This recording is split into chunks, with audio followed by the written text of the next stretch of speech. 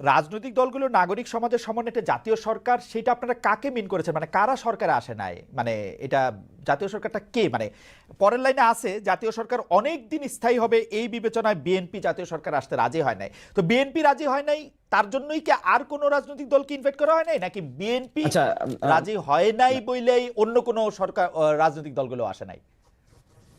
এখানে না, শুরুতে হচ্ছে 5ই আগস্টে আমরা যখন বিএনপির শীর্ষস্থানীয় নেতৃবৃন্দের সাথে কথা বলি, তখন আমরা আসলে এই জাতীয় সরকারের আহ্বান করি। তো সেক্ষেত্রে ভাই যেটা বলেছেন সেটাই, জাতীয় সরকার বিএনপি জাতীয় সরকার অনেকদিন স্থায়ী হবে সেই বিবেচনায় বিএনপি আসলে জাতীয় সরকারের সে সময় আসতে চায়নি।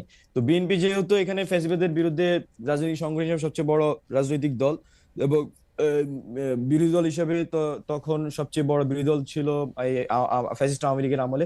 তো সবকিছু মিলে আমরা তো অবশ্যই বিএনপি এখানে একটি সব অন্যতম গুরুত্বপূর্ণ স্টেক হোল্ডার আমরা বিএনপিকে মনে করি। তো এই সিদ্ধান্তের কারণে, বিএনপির সিদ্ধান্তের কারণে আসলে আমরা এই জাতীয় সরকার গঠনের প্রক্রিয়ায় যেতে পারিনি। আমার কাছে মনে হয় যে আর আপনি যেটা বলেছেন যে অন্যদের এখানে বিএনপি যদি না আসে, আসলে এই জাতীয় সরকারের লেজিটিমেসি নিয়ে আমাদের নিজেদের মধ্যে প্রশ্ন ছিল যে আসলে সবাইকে মিলে যে রাজনৈতিক ঐক্যমতের কথা আমরা বলছি, সেটা যখন বিএনপি এখানে জাতীয় সরকার রাজি হচ্ছে না, সেক্ষেত্রে আসলে আমাদেরকে স্ট্র্যাটেজিক পরবর্তী সিদ্ধান্ত নিতে হয়েছে।